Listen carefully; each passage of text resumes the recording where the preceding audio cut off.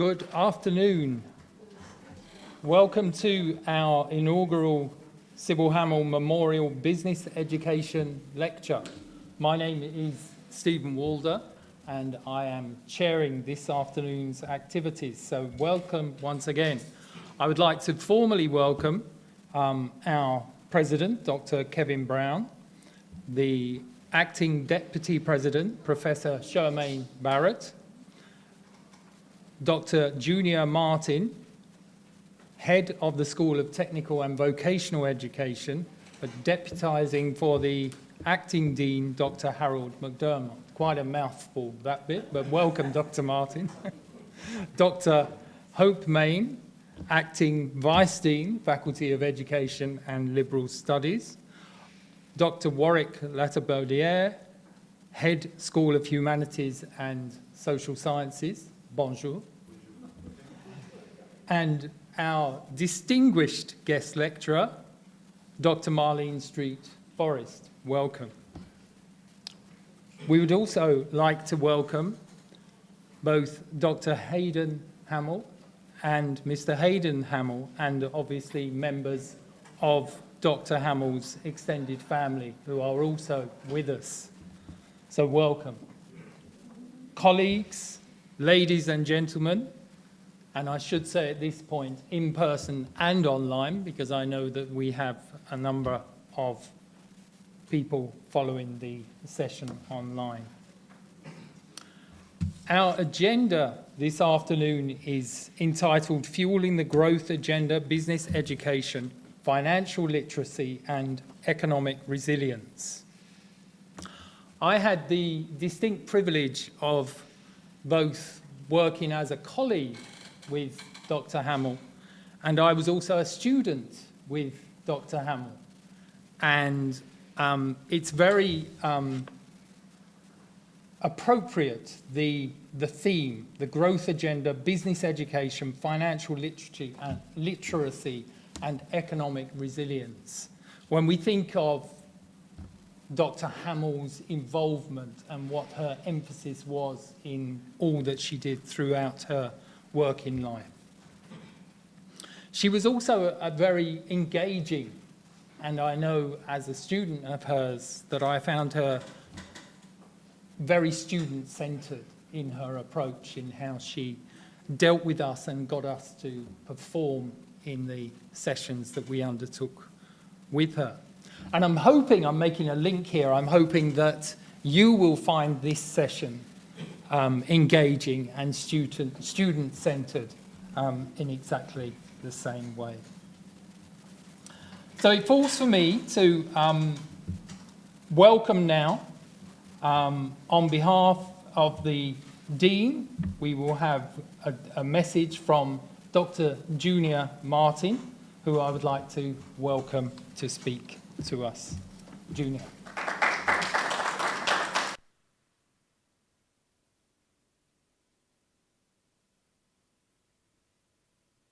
Master of Ceremonies, Professor Charmaine Barrett, our Acting Deputy President. We want to welcome our guest speaker, Dr. Street Forrest, other members of faculty, guests. We are glad to have you here today. Today we come together to celebrate and pay tribute to a remarkable individual whose contribution to the world of business education, leadership, and literature have left an indelible mark on countless lives. It is with great pleasure and admiration that we partner together on this occasion of this inaugural lecture to honor Dr. Cil Hamill, a distinguished business educator, visionary leader, and prolific author. Throughout her very illustrious career, Dr. Hamil has exemplified excellence in every facet of her work, inspiring others to strive for greatness and leave a lasting impact on the world.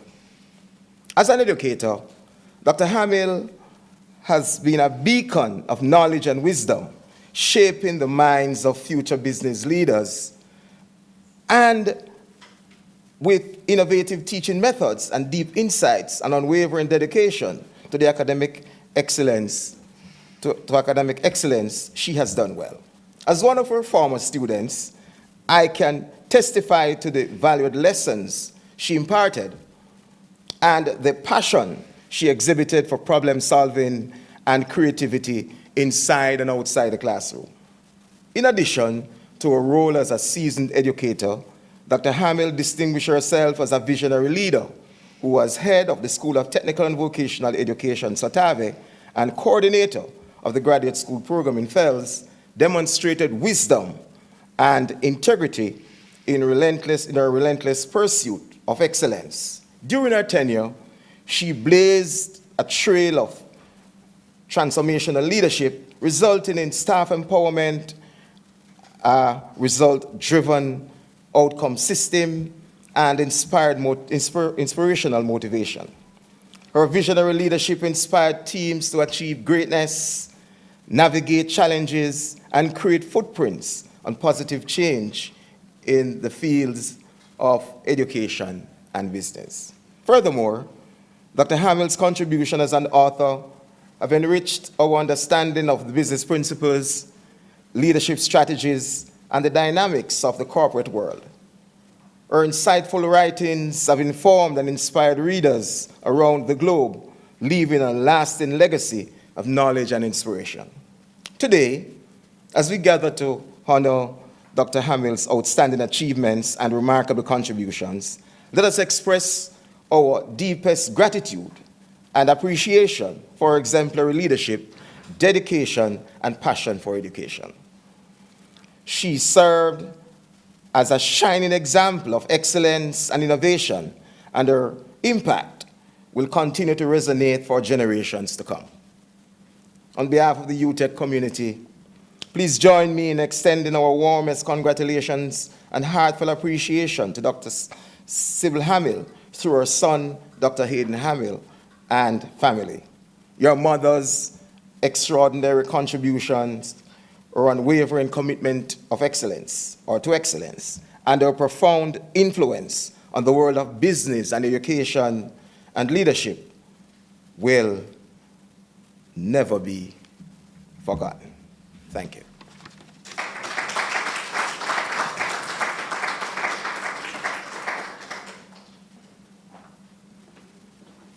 Thank you indeed, Dr. Martin. We have much to live up to with all that you outlined there in terms of Dr. Hamill's contribution.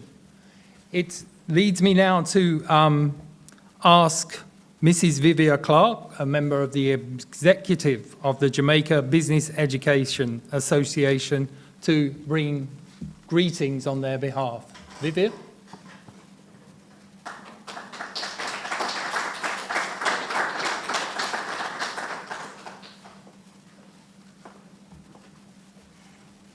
Good afternoon, Chairperson, Mr. Stephen Walder, distinguished guests, ladies and gentlemen, in person and online.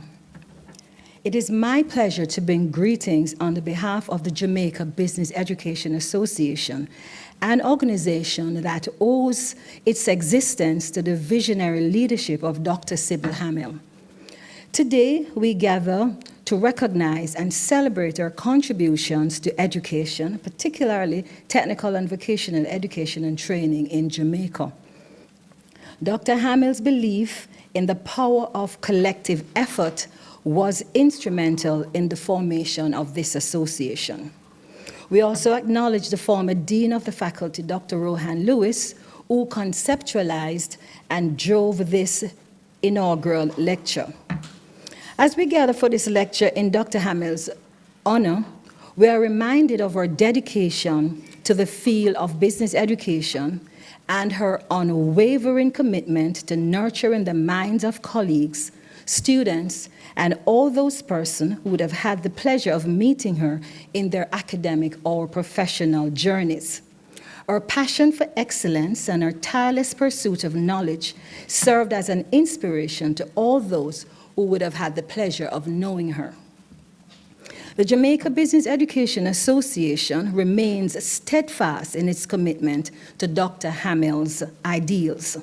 We are dedicated to research-based business education, professional development, and mentoring for our students and members.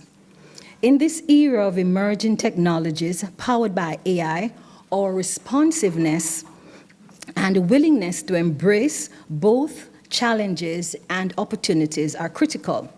We strive to uphold the legacy of Dr. Hamil in every aspect of our work. Business education is one platform for preparing individuals for the dynamic landscape of tomorrow, where artificial intelligence and innovation play pivotal roles. As Jamaica looks towards its 2030 vision plan, integrating AI into business education becomes not just a necessity, but a cornerstone for sustainable development. Dr. Hamil was integral in laying the foundation for where we are today. She would have provided instruction for many business educators now delivering business education courses at both the tertiary and the secondary levels. May today's lecture, the first of many, serve as a fitting tribute to Dr. Hamill's memory, reminding us of the profound legacy that she has left behind and the enduring legitimacy of her scholarship. Today, we honor her life and contribution to business education by not just embracing, but embodying her values and vision for the future of business education in Jamaica, inspiring us to strive for excellence in all our pursuits. We're deeply grateful for your presence here today as we celebrate the life and legacy of the late Dr. Cil Hamill, a woman who has left an indelible mark on the field of business education in Jamaica and the wider Caribbean. Thank you.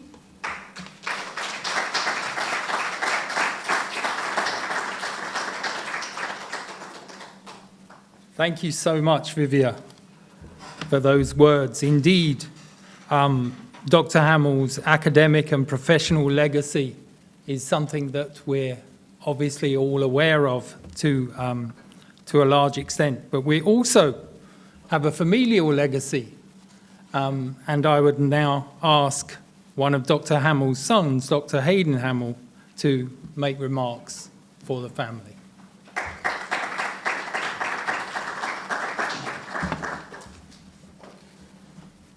Distinguished guests, it is a great privilege to be in this moment, to have the honor to bring greetings on behalf of us, the Beaming family, and part of the legacy left behind by Dr. Cil Hamill.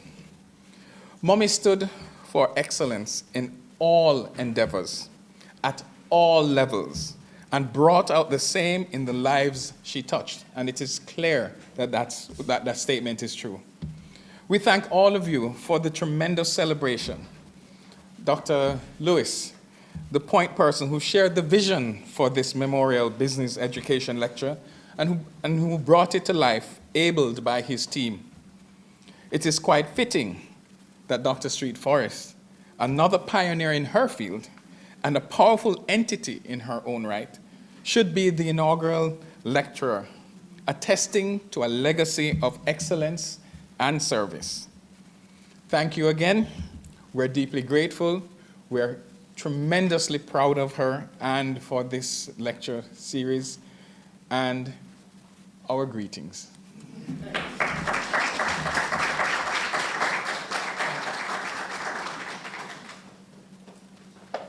Thank you very much, Dr. Hamil.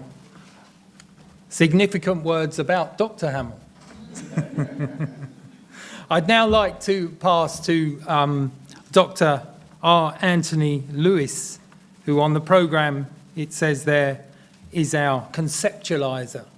So a word on the lecture itself. Dr. Lewis, please.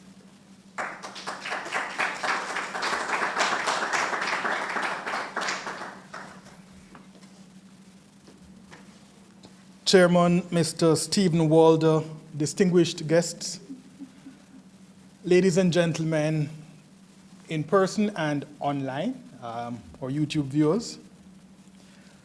Today marks the inauguration of a new tradition in the School of Technical and Vocational Education, the Cil Hamill Memorial Business Education Lecture. Not being a member of staff from Sotave, having proposed this lecture means that I have become, in a sense, an interloper, a usurper even.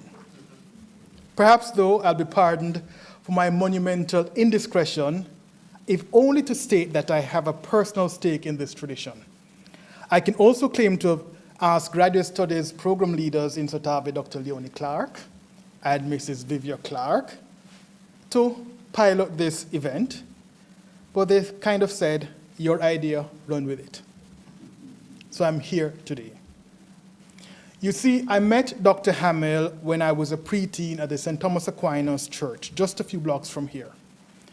Then I knew her not as an educator, but as a dedicated and enthusiastic adult leader in church.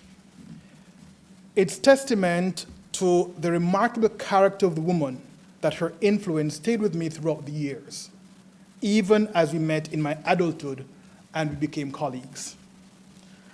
Today we gather to celebrate her legacy as educator and change leader in business education, but more broadly in technical and vocational education in Jamaica and the wider Caribbean. Her contribution spanned decades and impacted the lives of generations of students and educators. For us here at UTech Jamaica, she was a pioneer. Her drafting of the post-diploma technical education program resulted in the first degree offering by the then College of Arts, Science and Technology, CAST. This degree would go on to gain accreditation by the University Council of Jamaica, paving the way for CAST to launch its bid for university status. While this lecture honors Dr. Hamill's contribution to nation building, most significantly for us, it's a tribute to the work she undertook to lead us to that significant milestone. She was, as one colleague remarked, a giant with a humble demeanor. Offered in partnership with the Business Studies Specialization in Sotave and the Jamaica Business Education Association, this event this afternoon serves as a platform to further Dr. Hamill's work. Each year, the Cil Hamill Memorial Business Education Lecture will bring us leading figures in business and business education to speak on critical topics relevant to Jamaica and the wider Caribbean. This lecture will serve to spark new conversations about business education, but also light a path for educators and students to learn about evolving trends in the field. Ultimately, our goal is to elevate the role of business education in Jamaica's economic development and foster a stronger connection between education and business practice. As I close, I'd like to extend a big thanks to Dr. Hamill's sons, Hendon and Hayden, for allowing us to honor their mother with this lecture. Your generosity ensures that her legacy will continue to inspire new generations of teachers and business leaders. I'd also like to extend a personal word of thanks to Sotave, the Sotave team that's here, Dr. Martin, the faculty board, Professor Barrett, and the Faculty Graduate Studies Research and Entrepreneurship Committee, a very long title, Dr. Main, for affording me the kind of privilege that most usurpers are never allowed. Let's commit to carrying forward Dr. Hamill's pioneering spirit of dedicated service as we honor her contribution in this inaugural lecture to fueling economic growth through financial literacy in Jamaica and beyond. Thank you.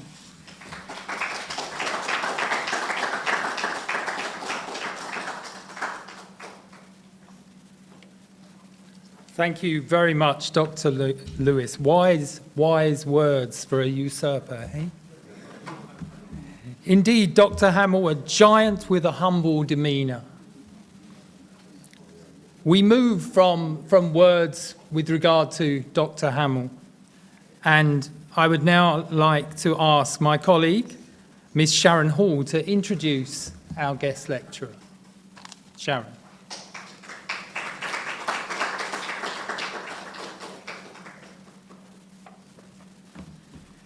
Chairperson, Mr. Walder, distinguished guests, ladies and gentlemen, in person and online, a pleasant afternoon to you. Dr. Marlene Street Forrest is the Managing Director of the Jamaica Stock Exchange, JSE, and the Director of both its subsidiaries.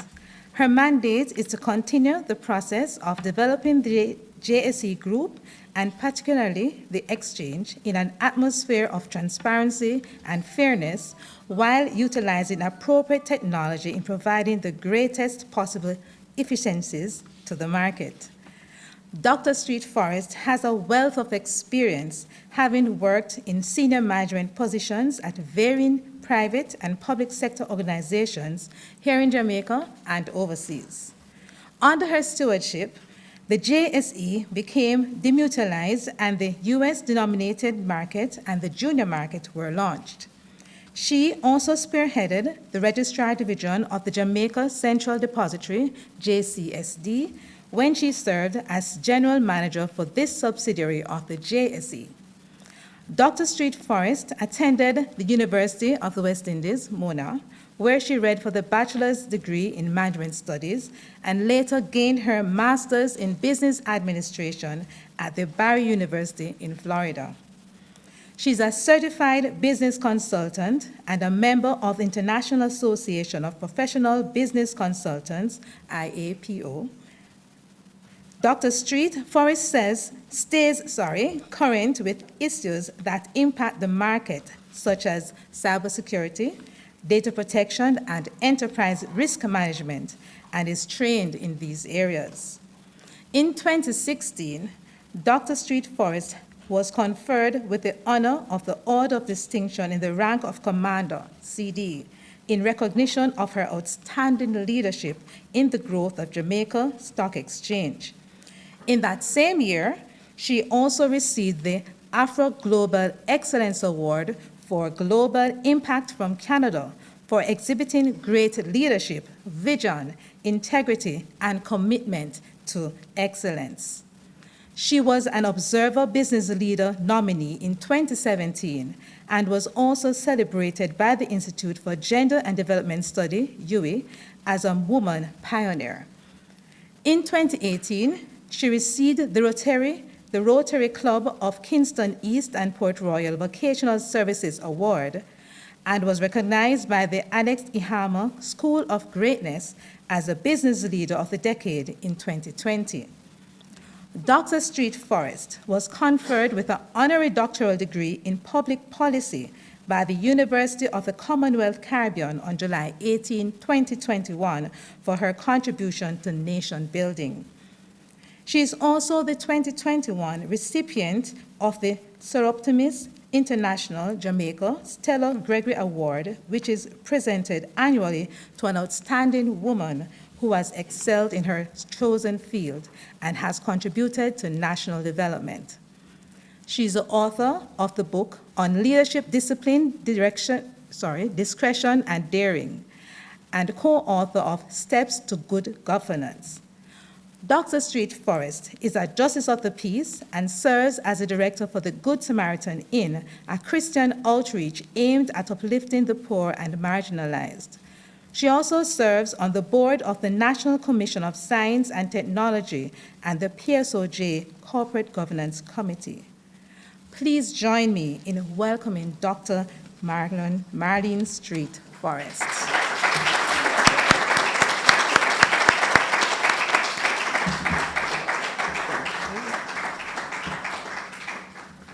Thank you.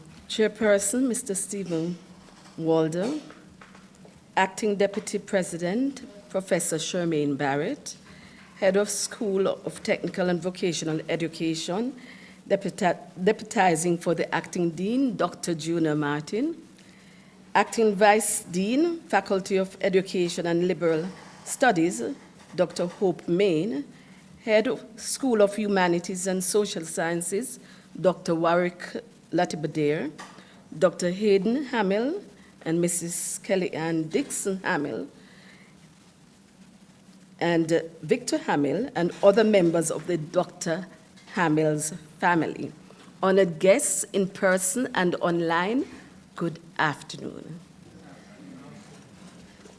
Today I stand before you with profound gratitude as the guest speaker at the inaugural Cil Hamill Memorial Business Education Lecture, delving into the captivating theme of fueling the growth agenda, business education, financial literacy, and economic resilience.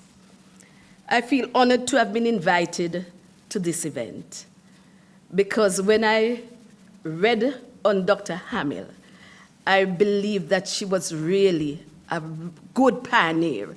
You know, not many persons, when she started, dared to talk about the business subjects. Many times they felt that these business subjects were for persons who were not very bright. I don't know how many of you remember that. Yes. But, you know, I wish to join so many of you in just speaking about the illustrious legacy in Jamaica business education that she has left. As a former head of School of Technical and Vocational Education and Graduate Studies coordinator at UTech, her tireless dedication and innovative spirit have indelibly shaped Caribbean education. I extend heartfelt appreciation to Dr. Lewis, conceptualizer, and to Dr. Leon Clark, Dr. Hayden Hamil, and the UTech team for their pivotal role in bringing this memorial lecture to fruition, a fitting tribute to a great woman. We are the beneficiaries of a Jamaican who dared to dream, who saw the challenges that as a people we had in respect to financial literacy and the very acceptance of business education, who saw the connection between formalization of the education curriculum and the fostering of economic resilience, and who cared enough to do something about it. As we convene today, we embark on an exploration of a pivotal theme, fueling the growth agenda. This has escaped us for many years. And there are real reasons for this. And one of them is about just equipping our students to go out and do what it takes in business. This discourse, therefore, transcends academic boundaries, offering a pragmatic analysis of how these interconnected components synergize to drive sustainable growth, aligning with our vision for Jamaica as a beacon of opportunity and prosperity. Permit me to begin by providing the Jamaica Stock Exchange's vision and achievement in the area of financial literacy and business education. The JSE stands as a beacon of financial empowerment, seamlessly aligning with the essence of our discussion today. Through pioneering initiatives focused on business and education and financial literacy, the JSE has catalyzed economic expansion, enabling individuals from all levels of society to actively participate in the financial market.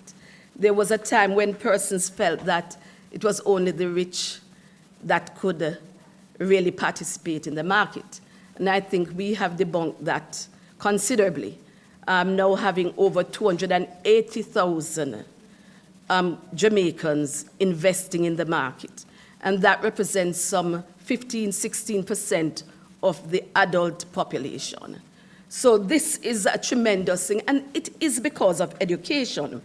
Our educational seminars and investment courses serve as a beacon of enlightenment, empowerment, empowering countless individuals to make informed financial decisions, thereby fostering wealth accumulation and economic stability.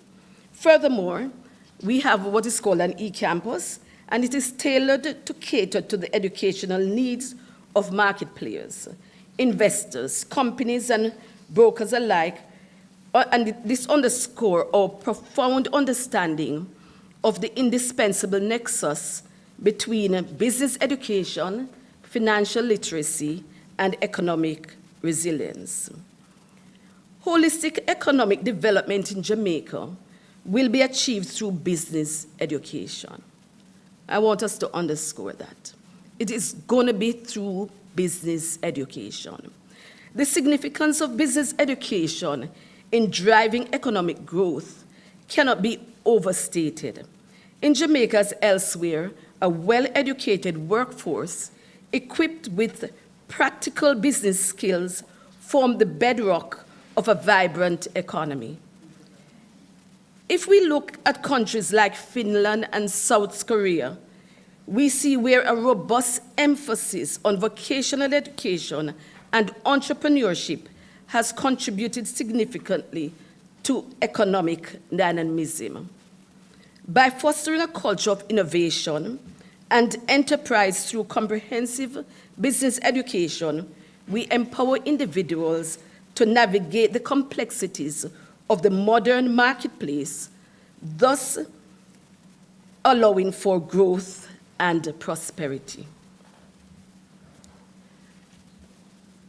We must empower individuals through financial literacy. Financial literacy serves as the cornerstone of economic empowerment.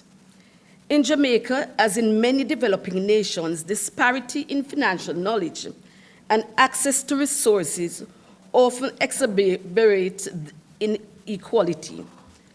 However, by emulating the success stories of countries like Singapore and Switzerland, where high levels of financial literacy are correlated with economic stability, we can bridge this divide.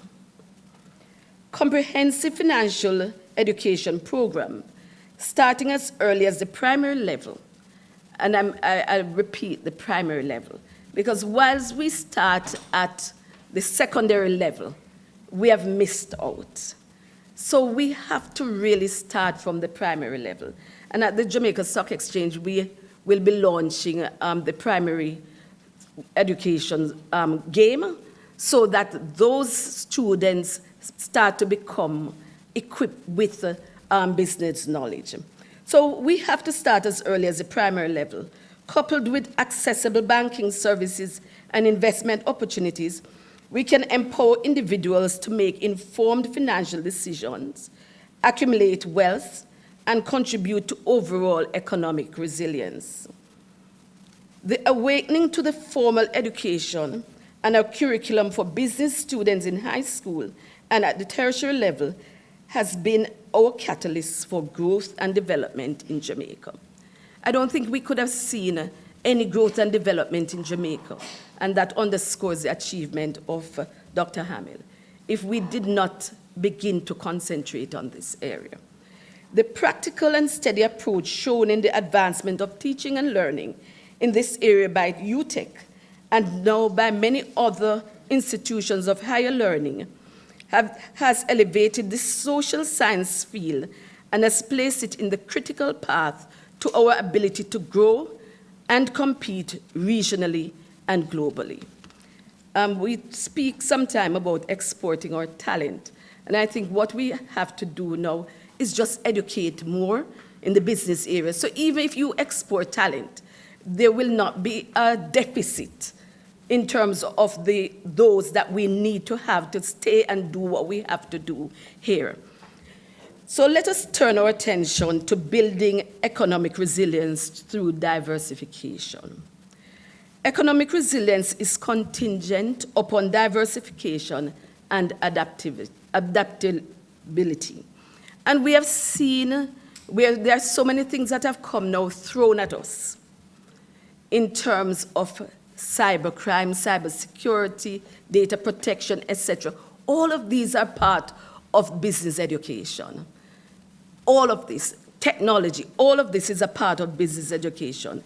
And Jamaica, like other small island economies, is particularly susceptible to external shocks, such as natural disasters and fluctuation in global commodity prices. Yet, by drawing inspiration from a country such as Norway, where strategic diversification initiatives have bolstered resilience against economic volatility, we can fortify our own economic foundation. And you're wondering where I'm going with this. Through targeted investment in emerging industries such as renewable energy and technology, and with the cultivation of a skilled workforce via business education, Jamaica can mitigate the impacts of external disruptions and chart a course towards economic sustainable growth. I'm in the private sector, and we see, we're sometimes bombarded with requests here and there. But I believe we must look towards active public-private partnership for sustainable development. Sustainable development requires collaboration between government, academia, and private sector. Countries like Germany and Japan have demonstrated the efficacy of public-private partnership in fostering innovation, job creation, and economic prosperity. Actually, Germany is very good at that. By leveraging the expertise and resources of various stakeholders, Jamaica can accelerate our progress towards our development goals.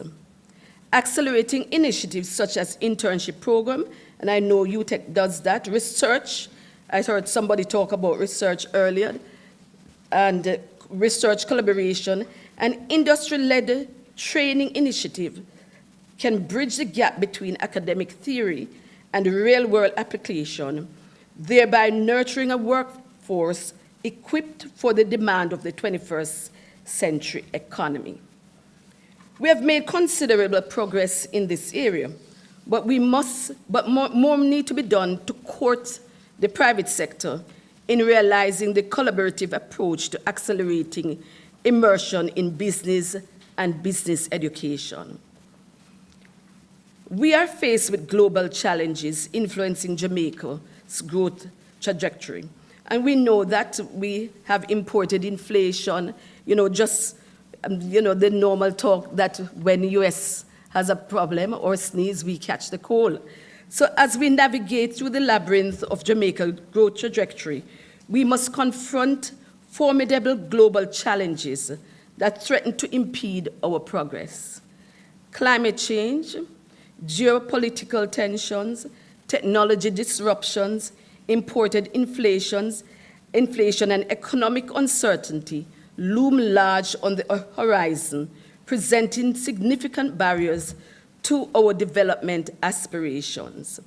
However, in the face of adversity lies opportunity.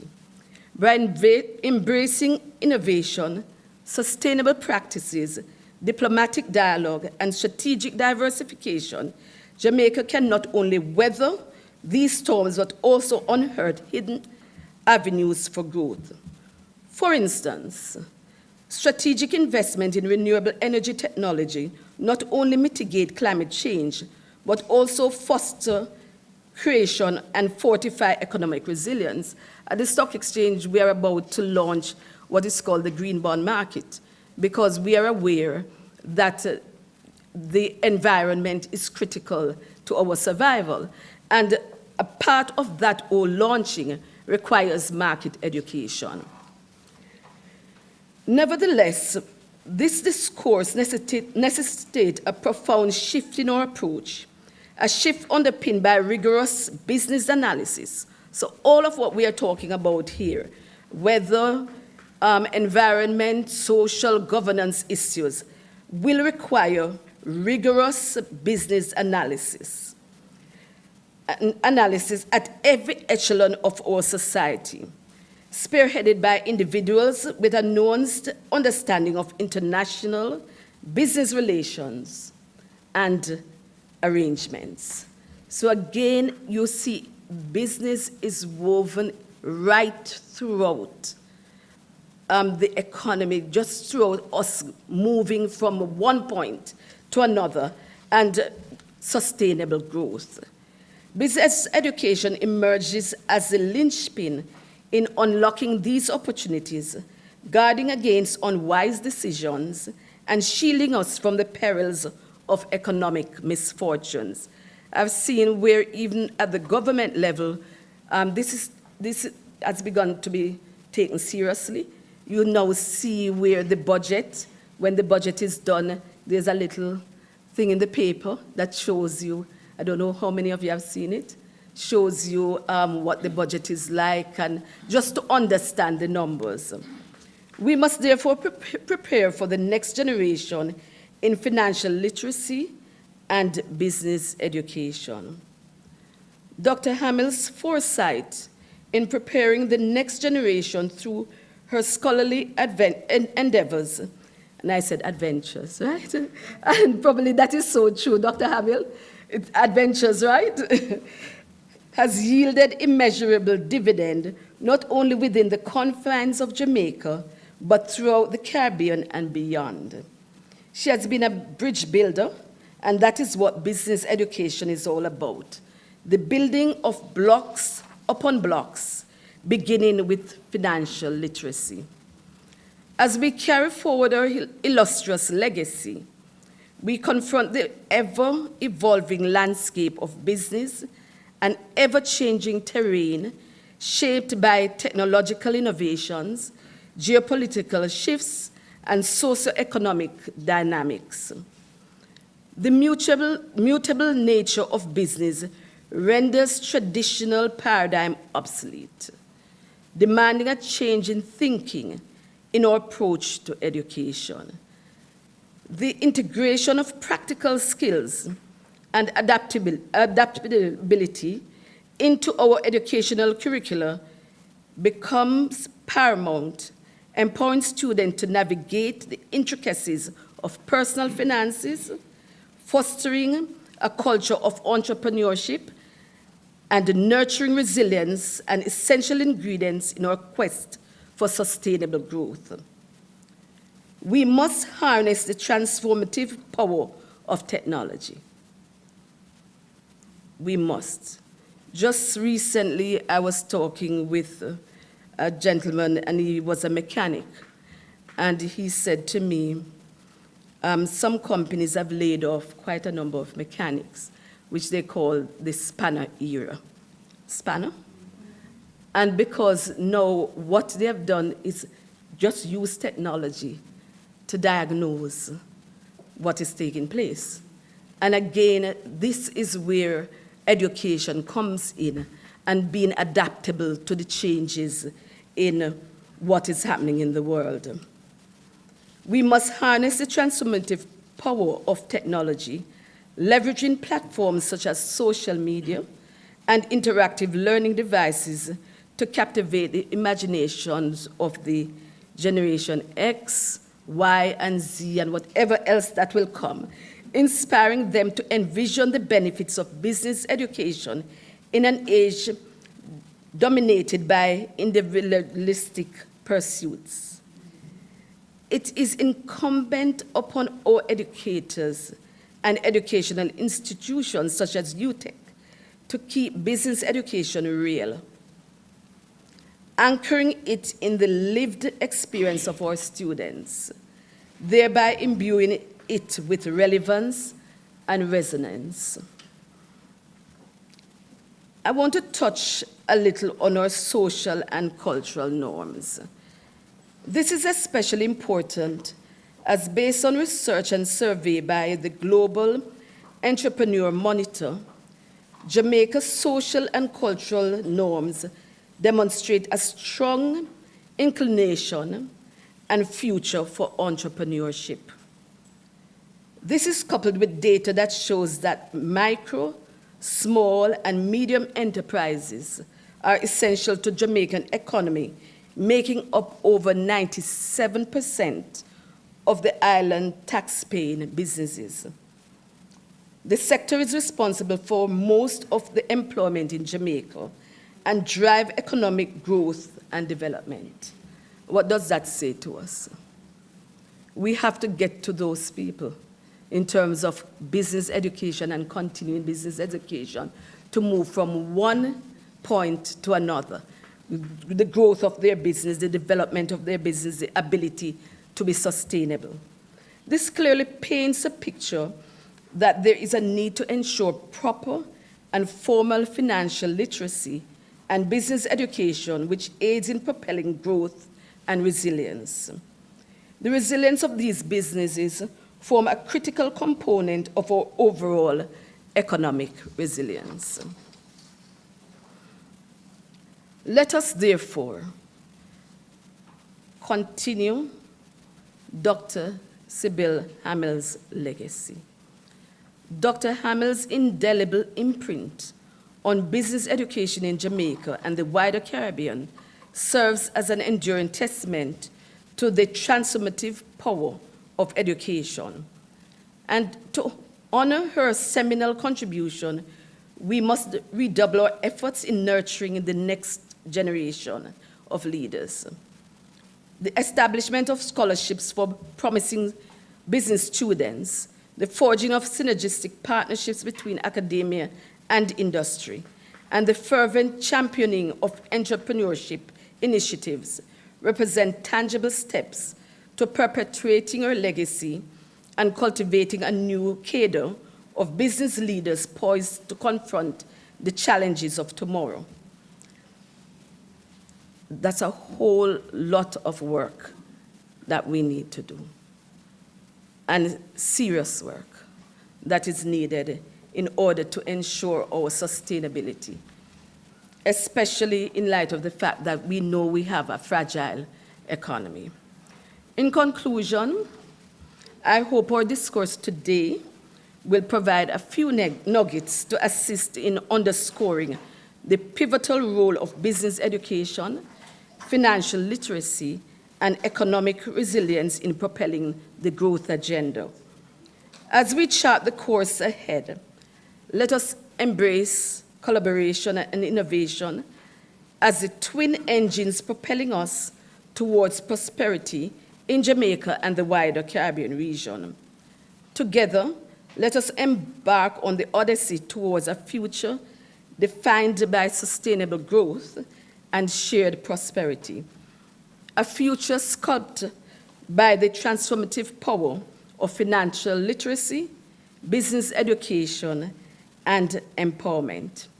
I thank you for the attention and your steadfast commitment to the cause of education in general and business education as a catalyst for economic empowerment. Thank you.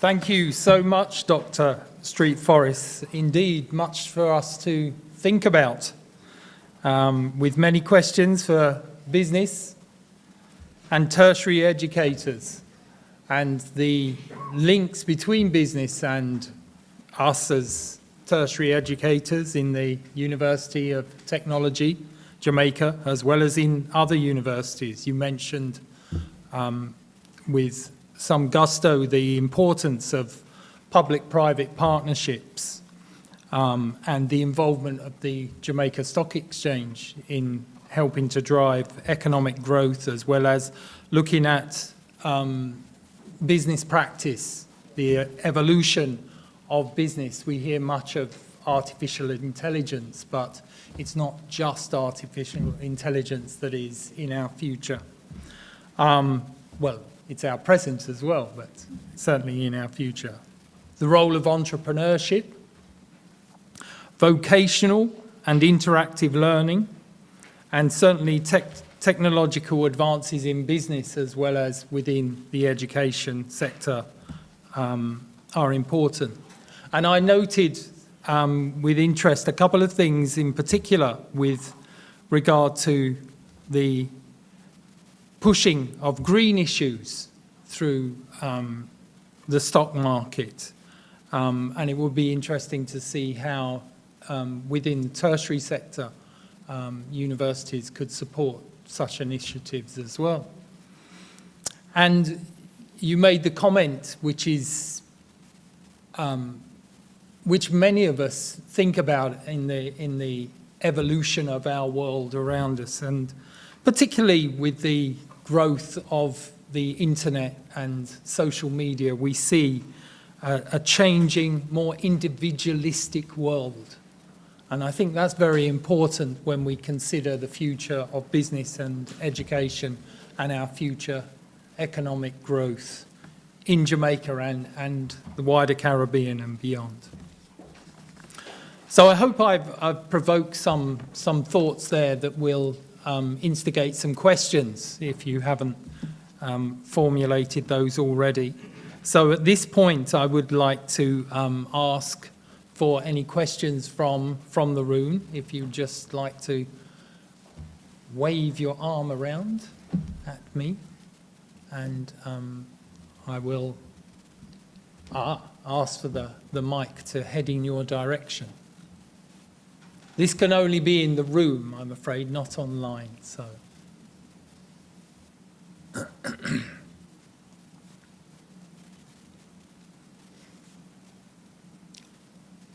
We have,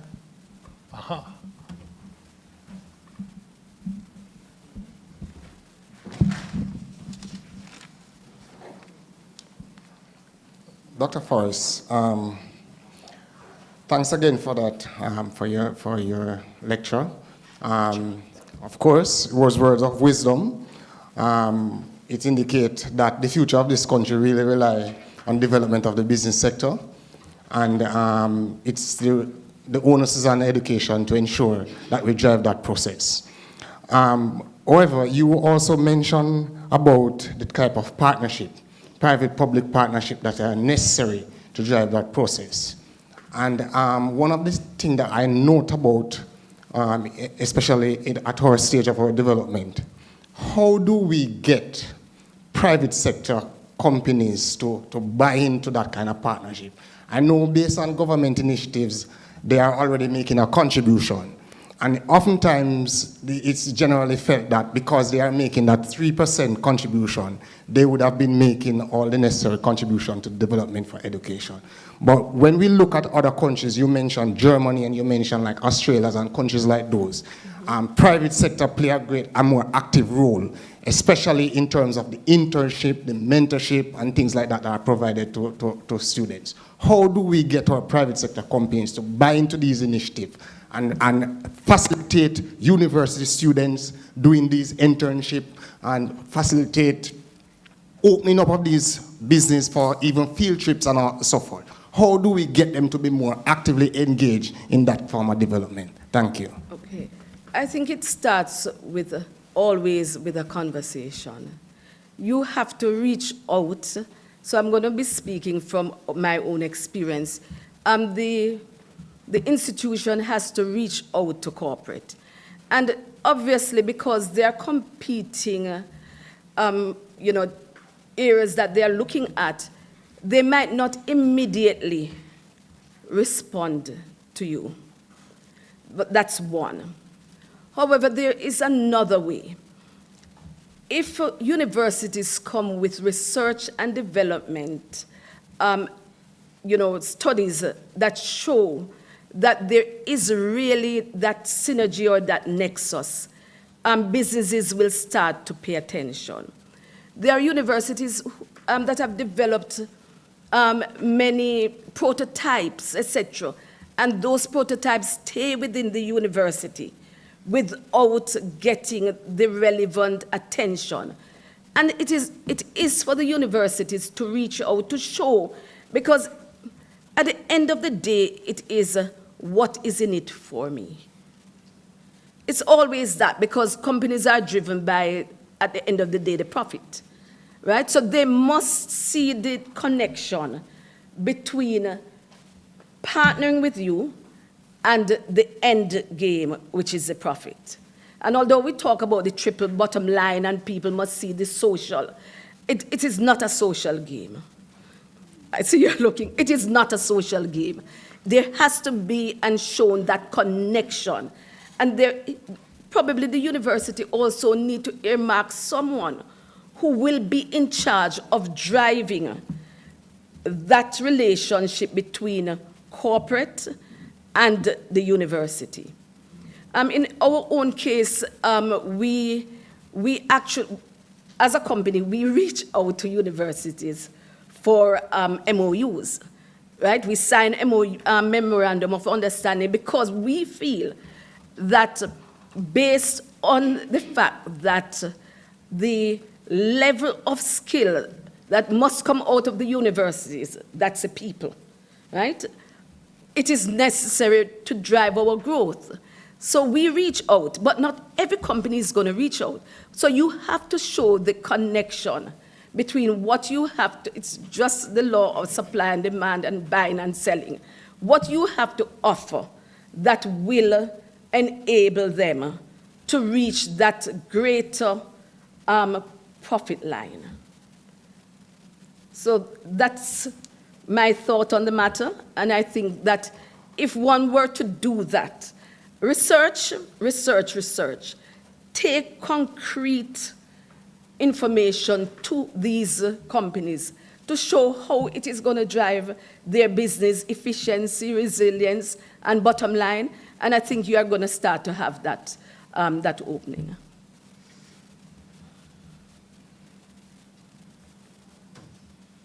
Other questions?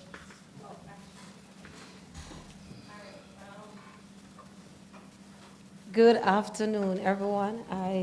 This is more, not really a question, but more of a commendation for, read the Jamaica Stock Exchange market. No, well, for me, I'm a teacher at the high school level, and so we have interacted with the Jamaica Stock Exchange. And so to give the students hands-on experience as to, when you talk about theory as to what the stock exchange is, they really can't relate. And so your organization has opened the door in which we can take students on field trips to the stock exchange venue. And so when they come, they are so amazed at what actually goes on. So it's really something that is commendable. And so I must applaud you and your team for that effort and hope it continues, because we really look forward, the students really look forward in going on the field trip to the stock exchange venue. So it's really a great opportunity for them. So commendation. Thank you. Just today we had a set of students there, and I think they look forward to the refreshment as well.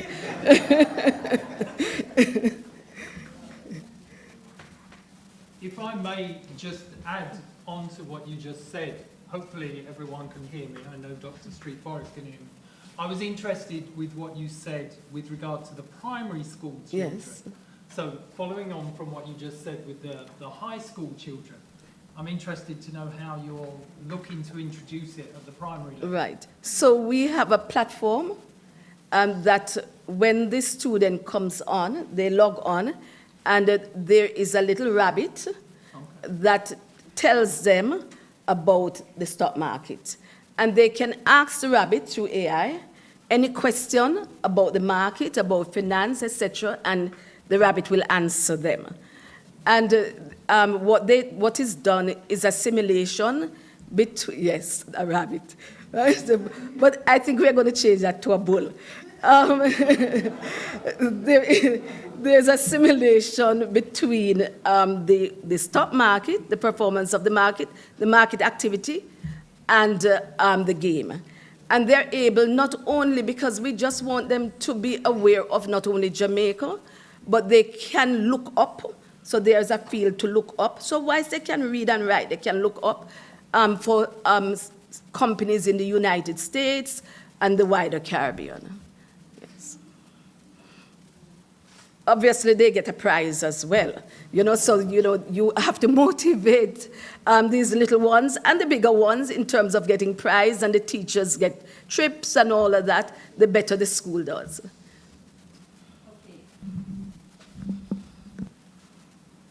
Right. So thank you so much for your very informative lecture.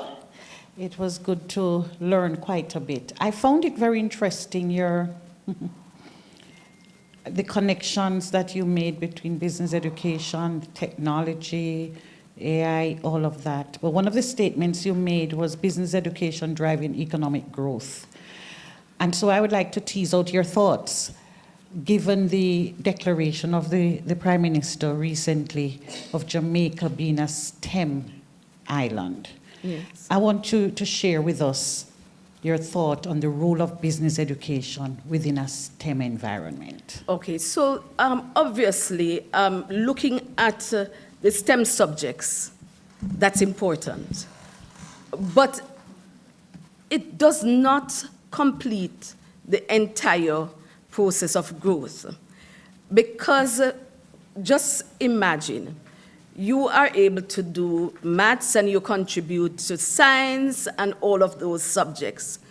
But when you come out, you have to make the connection and see how you translate that into economic activity. You have to. And this is why we also, and I did not say it in my discourse, that every student, I think, at the tertiary level, it should be an imperative that they do business subject. The doctors, so you're talking about science, etc., they must. Because it is not only in delivering care to the person that is important, it is also looking at financial wellness, and financial wellness accrued to the growth of the economy.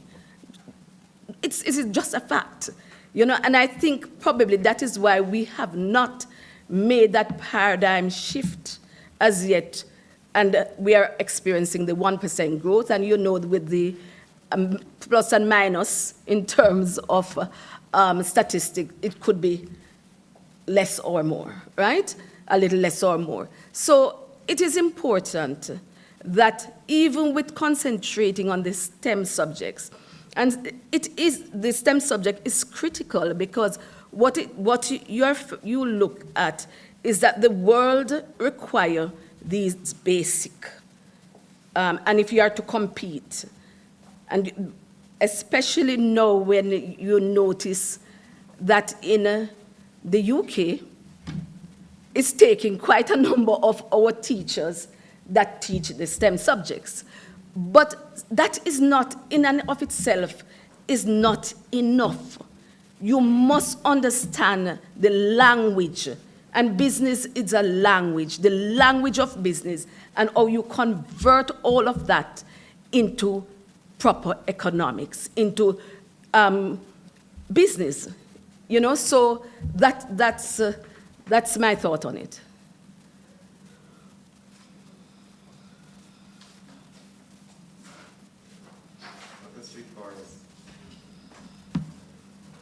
Thanks for your discourse. Thank you. You're welcome. Right, so thanks for your discourse. I mean, there's so many topics that you covered.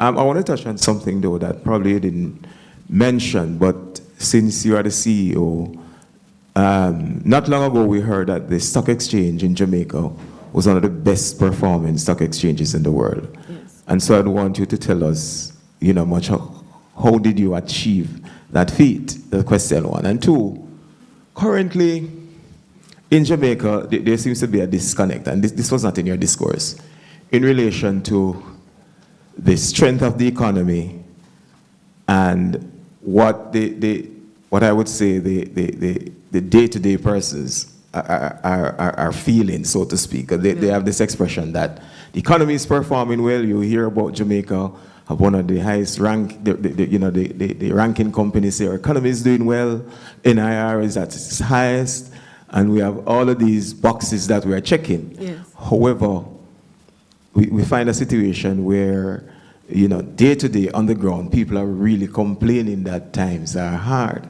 And I find that there's a disconnect. So is it a disconnect, or is it really a reality that is there in terms of, you know, people really trying to survive in an environment where we have such an economy that is performing at this high level? Okay.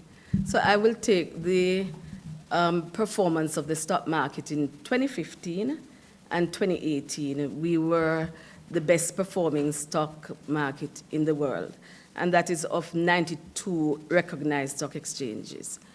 And what it means is there is a connection between how well the companies are doing on the stock market, which is measured by the index. And the index is really looking at the price of the share times the company's, not the number of shares. And that drives the index. Now, the index is also driven by how well the price goes up, right? And the price goes up because of how well the company is performing. And in terms of how the company is performing, it really has a lot to do with how well managed the companies are. And the stock exchange plays a pivotal role in ensuring that the company stays well managed from the standpoint of corporate governance. So a company that is has good corporate governance in place will see the strengthening or the improvement of their bottom line because it creates efficiencies. And because it creates efficiencies, then the perception and the confidence in that company is going to grow. And so the stock exchange measures that through the index. And because we were the best performing index for those 2 years, we were adjudged the best performing stock exchange in the world. And Bloomberg was very, I don't know if this is gracious, but what they did say about the market is that it was well regulated. And the well regulation of the market also redound to good performances of companies. Now, obviously, there are other things that affect the performance of a market. And you know, within the COVID period, etc., all markets were down. The stock exchange was down as well. And also, in terms of the monetary policies that are being applied now to stem, we talk about imported inflation, to stem inflation locally and to stem inflation, the imported inflation, you notice that we are having the high interest rate policy, and that affects a market. So right now, we are in an extended bear market because there's an inverse relationship between interest rate and the stock market performance. So that also affects that. And also, obviously, confidence affects a market. So we are moving out of that now, especially if you look at the performance of the junior market index. But the stock market, now I'm not an investment advisor, so don't take this as, yes, but the stock market is poised to grow shortly. Because we would have heard the governor of the Bank of Jamaica's pronouncement on the fact that based on the fact that we are within the tolerable limits for inflation, there may be consideration for the lowering of interest rate. And in fact, if interest rate is lowered, then there will be better return also to the market.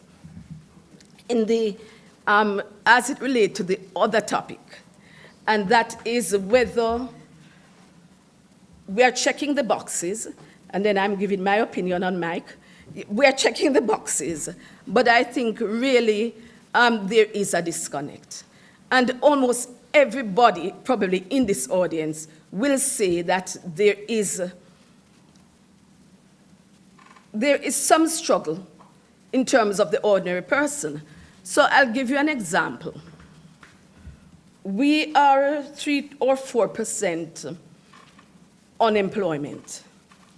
But what we have not mastered is the quality of the unemployment. Is the quality of the unemployment. So yes, there's a lot of jobs, but at what level and what pay? And so you're not going to feel, check that box. That's a very lovely box to check. But you're not going to feel it because you are still getting probably minimum or just above the minimum rate. And you have to work twice as hard to come out of that mommy's house, or so. So yes, and the boxes are lovely to be checked, if you understand, and the Moody's rating, etc. These are good indicators so that the government can confidently go and borrow from the international market and all of that, and persons will have the confidence to come and invest in Jamaica. But let us put it back to business. If we are able to convert some of those employment to tangible and sensible employment, I think, and take advantage of them even in the BPO, we talk about the business process outsourcing, but at the higher level, I think then and there we are going to start to feel some of the effects of what we are seeing in ticking the numbers. The NIR, well, I'm not sure how much more we need to have as an NIR in order, and whether we have some locked up that we could use for productive gain. But that's another subject. Yes.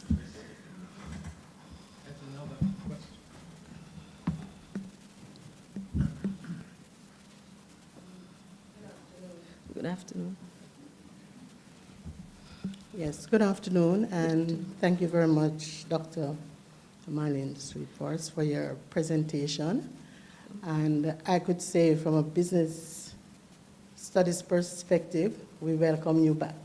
Remember the days before COVID, you contributed a lot to teacher education by coming to advise our students in financial literacy each year. Right.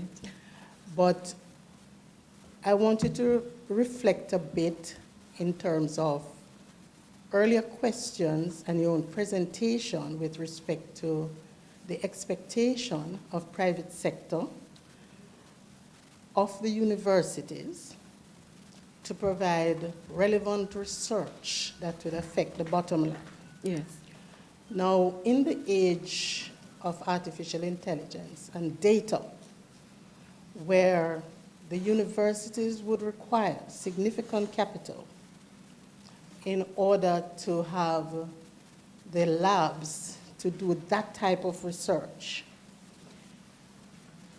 is it that business is expecting, within the context where universities cannot increase fees to students, that without some kind of understanding to expect the funding of that level of research and expense for data center, with data being the next oil, as well as managing the significant amount of power that would be needed to drive those data centers within universities to produce this?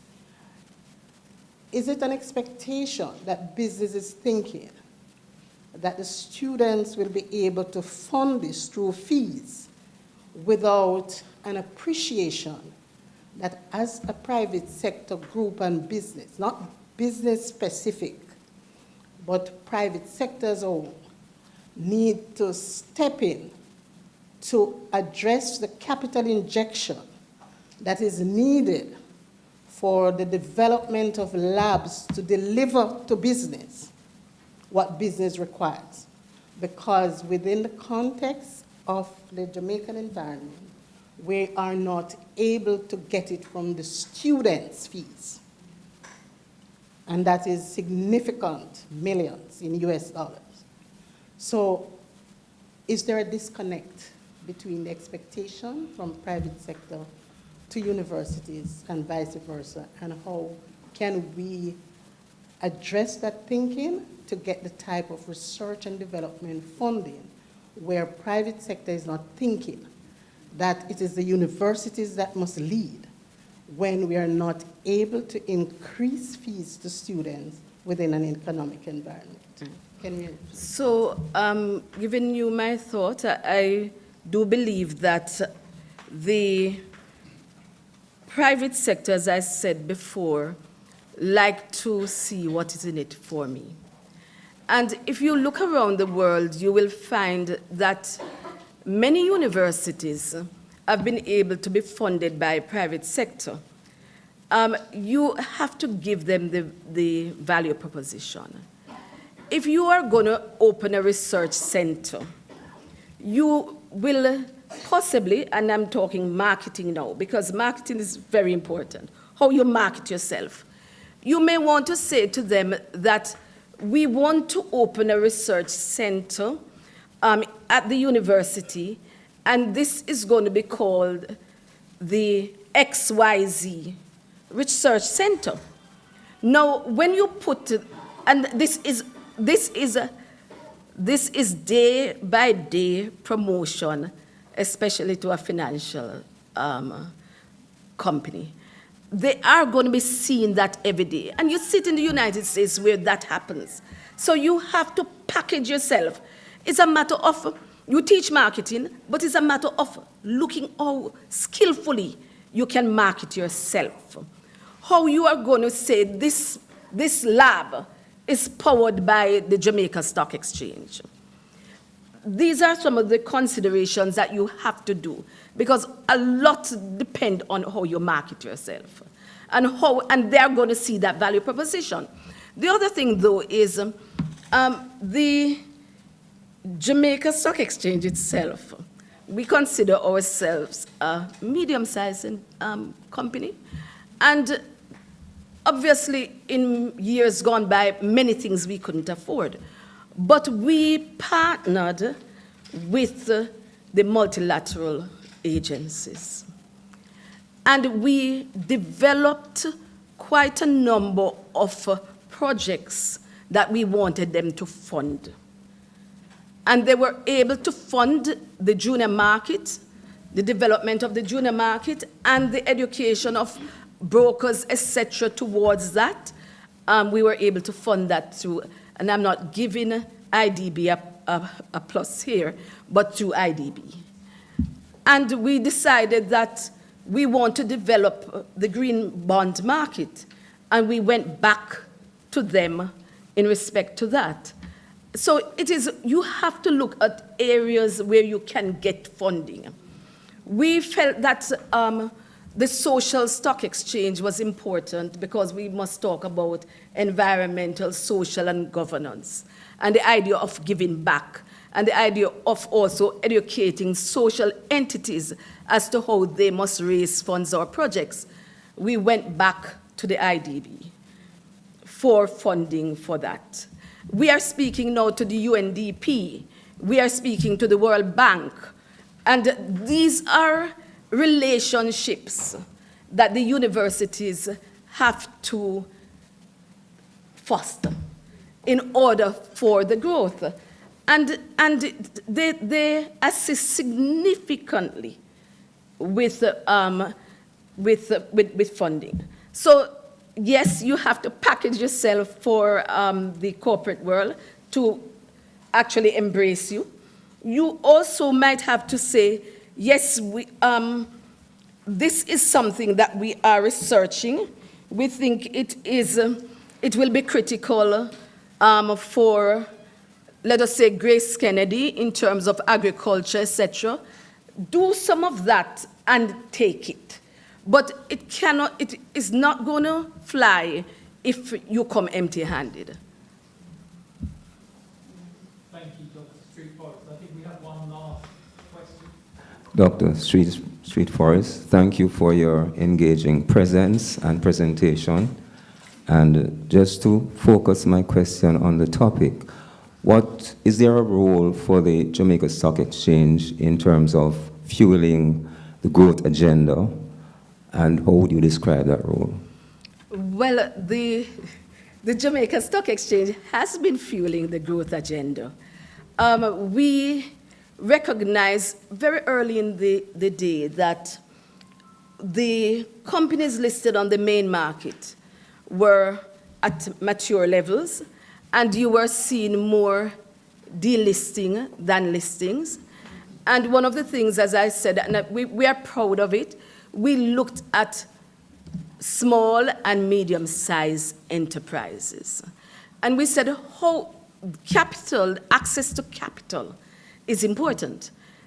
If you look at all the literature, you'll find that companies are not sustainable because of access to capital. Where they can access capital, it is very expensive.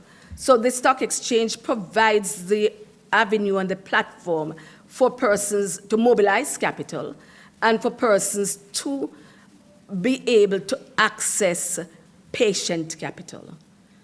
And patient capital is very important to developing countries and also to small and medium-sized enterprises. You do not want the leveraging of debt capital on your back. Not all companies are going to be able to access equity capital, but we have quite a number of companies that can access that. And you can see the relationship between when they access that capital and access governance, because you are held to certain regulations, and the growth of the companies afterwards. So from the standpoint of the companies themselves, you would have seen the growth, the ability to pivot, the ability to compete externally and internally, you know, and also you'd have seen many of the companies are able to amalgamate or otherwise acquire other companies. That's the supply side. But on the demand side, because we have to look at the circle, on the demand side, you would also see that that allowed for access of investors to these businesses. And that creates wealth. And by virtue of that wealth creation, individuals are also able to even have their own businesses. And so this cycle continues. So on the supply side and on the demand side, the stock exchange assists in wealth, in the growth of the economy. And as I indicated before, just the concentration, and you know, I want to underscore that the concentration for us on market education. We saw it fit not only to go into the schools, public games for persons to understand, and that is how growth comes, but we saw it fit to have our own e-campus that looks at how our brokers are engaging and providing service to people, how ordinary persons can go in and understand the ABCs of stock, the ABCs of just financial markets. So that's how we believe we contribute, and I strongly believe we contribute to the growth and development of the economy. Thank you very much, Dr.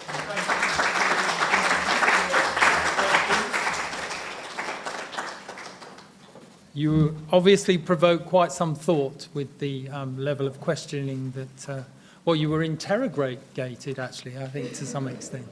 So, I'd like to, at this point, ask my colleague, Miss Nadia Brown, to bring the vote of thanks. Nadia.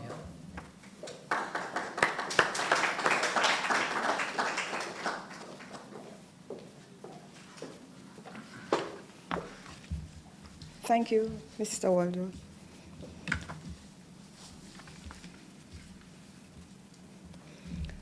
Good afternoon, Chairperson, Mr. Stephen Waldo, distinguished guests, ladies and gentlemen.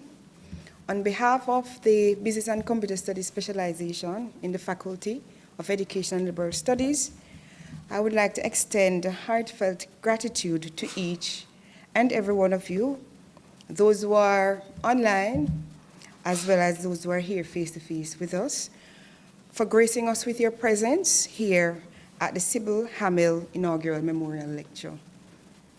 Today we have had the privilege of being enlightened by the profound insights shared by our esteemed guest speaker, Dr. Street Forest, whose presentation on fueling the growth agenda, business education, financial literacy, and economic resilience has left an indelible mark on our minds. I can personally attest to the advantages of being able to participate in the stock market. There's many benefits I've gained from it, throughout personal things I've gone through in my lifetime. And I'm sure there are others who can attest to that advantage as well. I'm also impressed by the idea of having financial education at the primary level. I'm sure young people at that age would start to think about, ways to create wealth at an early age. So that's pretty impressive, and we look forward to that. We extend our sincere appreciation to you, Dr. Forrest, for your enlightening discourse. Your expertise and passion have truly inspired us and ignite new avenues of thought.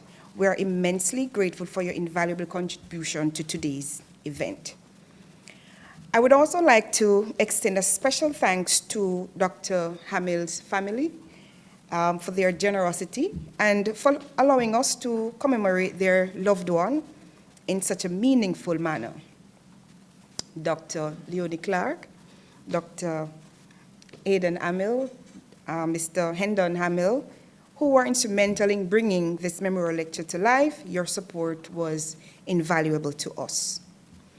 To the conceptualizer of this event, Dr. Rowan Lewis, your vision and foresight have brought us together today to celebrate knowledge, community, and remembrance.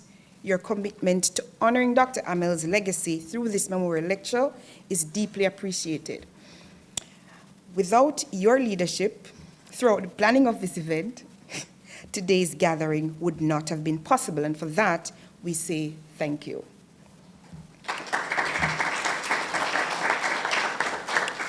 To other diligent members of the planning committee, Mrs. Clark, Ms. Hall, Mr. Walder, Dr. Peter, your tireless efforts and meticulous attention to detail have ensured the smooth sailing of today's proceedings. Your dedication to excellence is truly commendable. A heartfelt thank you also to our chairperson, Mr. Walder, who took on the task without hesitating and kept us engaged through the execution of the event.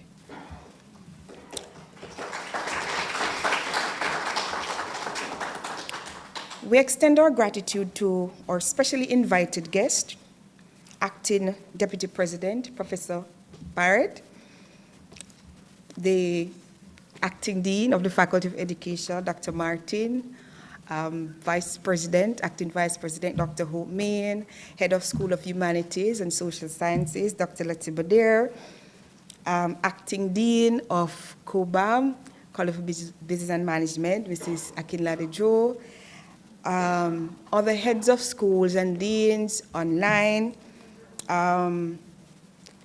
Jamaica Business Education Association members, executive members, those here online, teachers at the high school level, lecturers, students, and I'd like to point out the BACAT interns as well. Mr. Conrad Valentine, our Chief Executive Officer at the Ministry of Education. I thank you for gracing this occasion with your presence. There are other places that you could have been. However, you're here with us, and for that we are grateful. And also for your participation in the discussion, the question and answer session at the end that added depth to the dialogue. Thank you. I would also like to express our sincere thanks to the entire organizing team whose dedication and hard work behind the scene have made today's event a resounding success. Mrs. Pittsmith, Mrs. Lindo Simpson, Miss Lake, the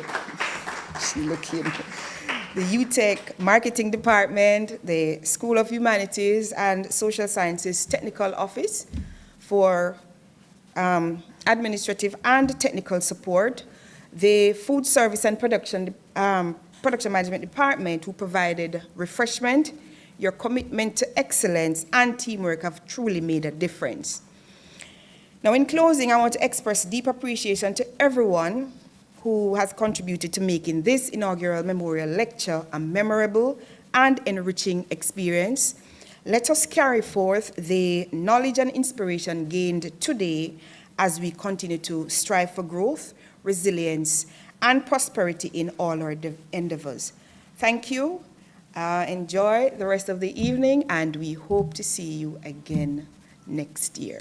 Thank you. And just before I let Nadia run away, because she's not always keen on doing these things for some reason, I'm just going to ask Dr. Street Forest to join us by way of thank you, a small token of our appreciation.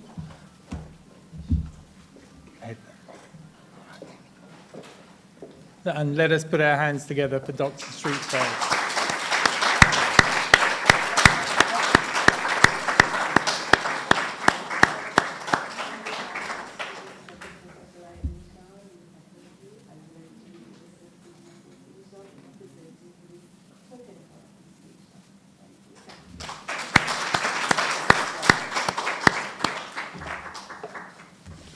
So thank you very much, ladies and gentlemen, in person and online. And I know that Dr. Street Forest was able, even though I've spent 25 years living in Jamaica, that I'm originally from the UK. I'm not quite sure how you identified that. But I'd like to thank you all for attending, and I trust that you found the event beneficial to you and your own development, as well as for us all honouring Sybile and contribution that she made to the university and to all of us, and to the success of this event that bodes well for next year and beyond.